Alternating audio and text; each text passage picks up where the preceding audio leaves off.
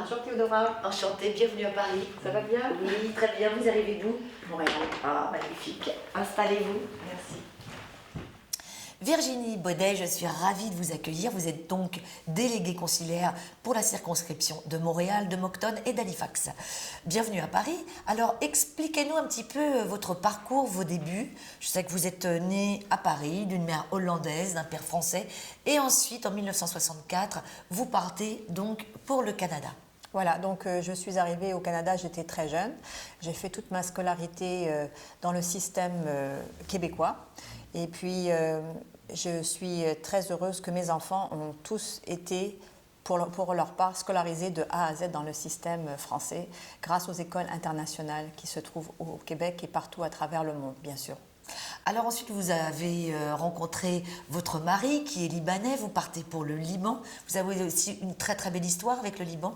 Oui, donc j'ai eu la chance d'y vivre pendant 3 ans. Je suis revenue en vacances en 2006 et malheureusement, après 3 ou 4 jours, il y a eu le déclenchement de la guerre et tout le monde a été obligé de partir et j'ai pu partir avec mon neveu qui avait presque terminé sa scolarité. Il lui restait à faire la première et la terminale, donc il a pu la compléter au Québec.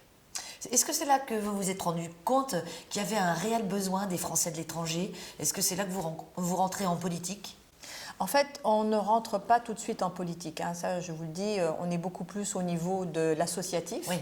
Et puis par la suite, on se rend compte que les gens ont besoin d'avoir quelque part des leaders ou des porte-paroles. C'est ça. Donc, vous êtes plus ou moins désigné par défaut parce qu'on va dire « Ah, tu t'impliques, tu es au courant, tu pourrais le faire, machin ».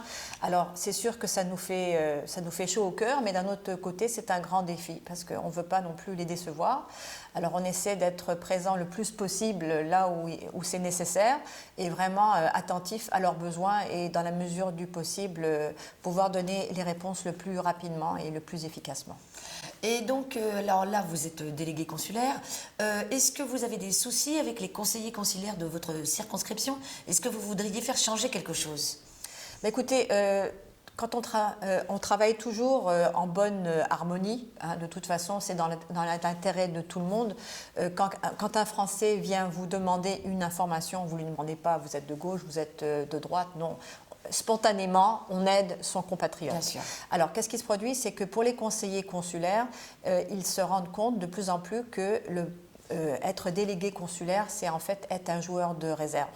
Et le délégué consulaire ne peut pas remplacer le conseiller consulaire quand celui-ci est absent ou n'est pas disposé à pouvoir être présent à toutes les rencontres au consulat. Oui, c'est un peu dommage. Donc, oui, c'est ça, c'est dommage, d'autant plus que le délégué, lui, qui est disponible, pourrait justement le remplacer. Mais ça fait partie d'un autre niveau que ni les délégués ni les conseillers peuvent résoudre, malheureusement. J'espère que les parlementaires, prochainement, pourront peut-être revoir le rôle du délégué. D'accord. Est-ce que vous avez un projet qui vous tient à cœur à Montréal?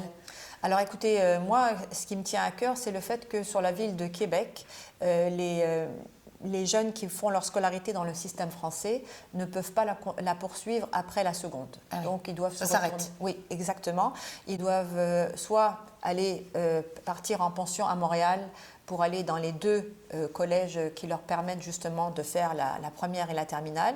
Sinon, les parents peuvent aussi décider de les mettre leur enfant directement dans le système québécois. Ce qui est un peu dommage parce qu'on perd un petit peu le contact avec la finalité qu'est le baccalauréat français. Bien sûr. Alors c'est vraiment un choix difficile pour les parents, d'autant plus qu'il y a quand même une demande, il y a un potentiel de clientèle pour justement justifier ces classes de première et de terminale, mais on dirait que quelque part ça bloque pour des raisons XY que vous ne connaissez pas.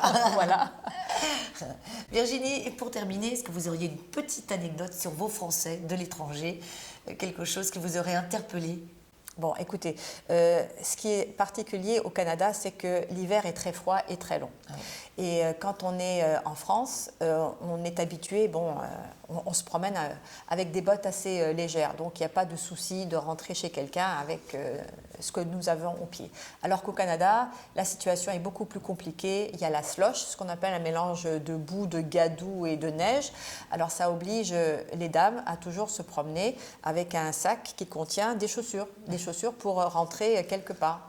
Les hommes, eux, c'est beaucoup plus simple. Ils mettent des claques, des espèces de caoutchouc sur leurs chaussures. Mais nous, les dames, quand on est pressé, très rapidement, on va prendre deux chaussures, on va les mettre dans le sac et arriver sur place, on se rend compte, oh, mon Dieu, j'ai mis deux paires de chaussures différentes, malheureusement. Voilà. D'accord, chaque pays a ses particularités. Exactement. Eh bien, merci Virginie Baudet, à bientôt. Bon retour chez vous. Merci beaucoup. Merci Théodora. Merci. Et au revoir.